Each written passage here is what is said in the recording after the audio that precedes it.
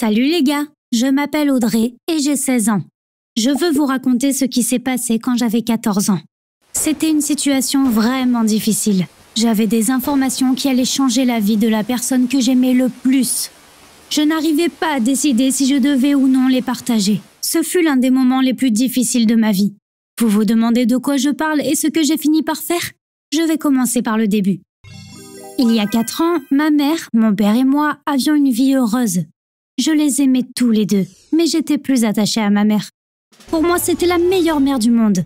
C'était une mère très aimante. Je ne voulais jamais être séparée d'elle. J'avais toujours hâte de rentrer de l'école.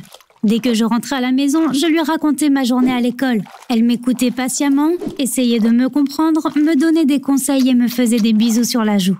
Un jour, on m'a appelée à sortir de cours. Mon père était à l'école. Il avait vraiment l'air triste. Je lui ai demandé ce qui se passait. Il a dit que maman avait eu un accident de voiture. Quand on est arrivé à l'hôpital, j'ai appris la triste vérité. Elle était décédée. J'ai tellement pleuré. Pourquoi ça m'arrive? J'ai eu si peu de temps avec elle, me suis-je dit en m'effondrant. Je l'ai perdue quand je n'avais que 12 ans. À partir de ce moment, j'ai dû vivre ma vie sans elle. 1 an s'est écoulé après la mort de ma mère. Mon père et moi, on se débrouillait bien.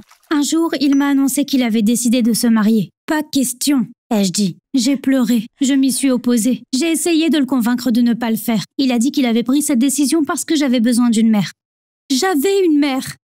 Et elle est morte, ai-je dit. Mais il ne m'a pas écoutée. J'avais à présent une belle-mère. Et c'était une situation vraiment désagréable. J'ai commencé à vivre avec une parfaite inconnue. Honnêtement, elle ne me traitait pas mal. C'est moi qui ai été méchante. Elle m'énervait même si elle me demandait ce que je voulais manger. Je me comportais comme une morveuse. Je voulais juste qu'elle quitte la maison, parce que je ne voulais pas que quelqu'un remplace ma mère. J'ai donc continué à me battre avec elle. Mon père en était évidemment conscient. Un jour, il a dit « Quoi que tu fasses, ça ne changera rien. Elle fait partie de notre famille maintenant. Tu dois l'accepter et apprendre à vivre avec elle. » Je n'avais donc pas le choix. Elle n'allait pas partir. Après cela, j'ai cessé d'être aussi méchante avec elle. Mais je n'ai pas été amicale non plus. Un jour, on était en sortie scolaire. On visitait des musées dans la ville. On est descendu du bus devant un musée. J'ai été surprise de voir la voiture de ma belle-mère garée devant l'immeuble d'à côté. Que pourrait-elle faire dans cette partie de la ville? Elle travaillait à l'autre bout de la ville. Et c'est là qu'elle devrait se trouver. J'étais curieuse. J'ai quitté le groupe et j'ai marché vers la voiture. Il y avait une machine à café sur le siège arrière. C'était étrange. On avait une machine à café à la maison. Pourquoi en a-t-elle une nouvelle? L'autre sac était rempli de produits cosmétiques. Dans un autre sac, j'ai vu un tas de vêtements. Je suis devenue méfiante. J'ai inventé une excuse et je l'ai appelée. J'ai posé des questions au hasard, essayant de savoir où elle se trouvait. « Je suis au travail », a-t-elle dit. Elle me mentait effrontément. Elle est rentrée chez nous, les mains vides. Elle n'avait rien de ce qui se trouvait sur le siège arrière. Les a-t-elle laissés dans sa voiture? J'ai inventé un truc et je suis sortie. J'ai vérifié la voiture. La banquette arrière était vide. J'étais choquée. Elle avait menti sur sa présence au travail et n'avait pas ramené tout ça à la maison. Pourquoi se trouvait-elle dans ce quartier? Avait-elle laissé les sacs quelque part? Avait-elle une autre maison là-bas?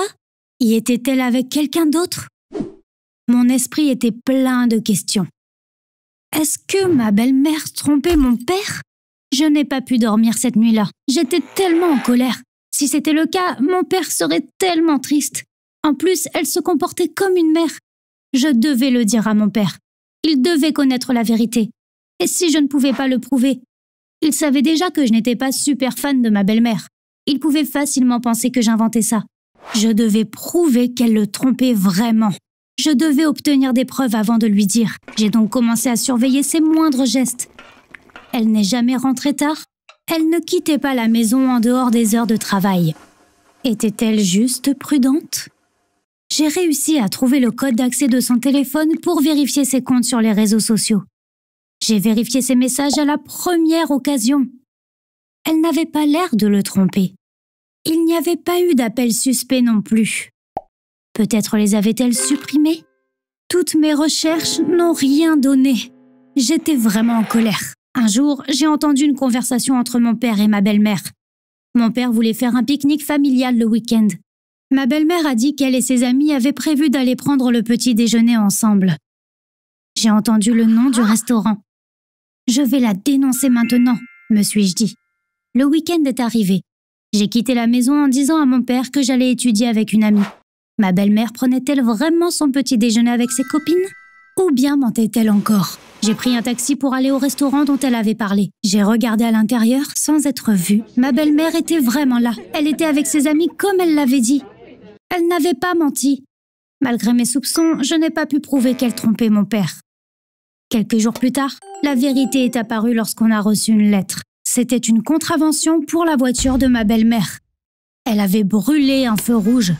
Elle a regardé l'amende en essayant de s'en souvenir. Elle était sûre de ne pas avoir été dans le quartier mentionné. Soudain, elle s'est souvenue. Mon père avait sa voiture ce jour-là. Sa voiture était en réparation, alors il a pris la sienne. J'ai regardé l'amende. J'étais tellement choquée. C'était le jour où on avait fait le voyage au musée. J'ai immédiatement regardé mes photos Instagram pour vérifier la date. Ça correspondait.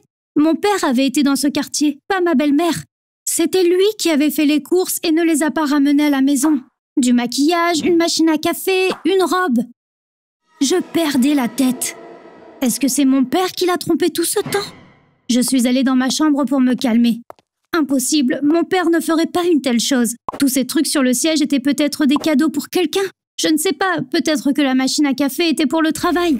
J'ai essayé de trouver des raisons pourquoi mon père n'aurait pas pu faire ça, mais j'étais encore méfiante. Il fallait que j'apprenne la vérité. J'ai infiltré les comptes des réseaux sociaux de mon père. Je ne peux pas vous dire à quel point j'ai été déçue. Mon père voyait une autre femme depuis des mois. Je n'arrêtais pas de pleurer en lisant leurs messages. Il se retrouvait dans son appartement. J'avais perdu ma confiance pour mon père. Le pire, c'est que je me suis trouvée face à un dilemme. J'étais en colère quand j'ai cru que c'était ma belle-mère qui le trompait. Non, je l'aurais dit à mon père une fois que j'aurais rassemblé des preuves. Qu'allais-je faire maintenant? C'était mon père qui l'a trompé. C'est mon père qui était le méchant, pas ma belle-mère. Il l'a peut-être épousée contre ma volonté, mais lui a quand même promis d'être loyal. Il faisait semblant de l'aimer tout en ayant une liaison avec quelqu'un d'autre. Je ne savais pas quoi faire. J'étais vraiment confuse. J'y ai pensé des jours. Quelle était la bonne chose à faire? Si je cachais la vérité, quel genre de vie aurais-je dorénavant? J'avais une photo de ma mère dans la main et j'ai pleuré, des pensées me traversant l'esprit. Je me suis soudain souvenue de quelque chose que ma mère m'avait dit. Les gens peuvent être blessés lorsqu'ils entendent la vérité, mais c'est quand même leur droit de la connaître, avait-elle dit. Je n'allais pas me retenir plus longtemps. J'ai décidé de parler à ma belle-mère. Je lui ai tout dit, en commençant par le moment où j'ai commencé à me méfier d'elle. Elle était vraiment triste quand elle a appris que mon père l'a trompée. Elle a pleuré et crié pendant des heures. Elle a quitté la maison en disant qu'elle ne pouvait plus faire confiance à mon père. C'était une nuit horrible. J'avais détruit le mariage de mon père. Je me suis sentie coupable même si je pensais avoir fait ce qu'il fallait. Cette nuit-là, mon père m'a reproché de l'avoir trahi. Il a cessé de me parler. On est devenus des étrangers vivant sous le même toit. Sans ma belle-mère, la maison semblait totalement vide. Quand elle était là, je voulais qu'elle parte, et maintenant, je voulais qu'elle soit là. J'étais aussi très triste qu'elle soit partie comme ça. Je sais que mon père essayait vraiment d'arranger les choses avec elle. Mais elle a dit que rien ne serait plus comme avant et n'est pas revenue. Un peu plus tard, ils ont divorcé. Longtemps, mon père n'a cessé de me blâmer dès qu'il le pouvait. « À cause de toi, mon mariage s'est terminé », disait-il. Un jour, sans crier gare, il m'a dit qu'il voulait parler avec moi. Il me parlait d'une voix très calme et plutôt grave. Il a dit que c'était de sa faute, pas la mienne, que son mariage avait pris fin. J'étais choquée. Je l'ai vu pleurer pour la première fois depuis l'enterrement de ma mère. J'ai fait une erreur, je n'ai pas été honnête avec ma femme et j'en ai payé le prix. Mais rien de ça n'est de ta faute. On le sait tous les deux. Tu as fait ce qu'il fallait. Tu as juste dit la vérité. Je suis fière d'avoir une fille comme toi, a-t-il dit en me serrant dans ses bras.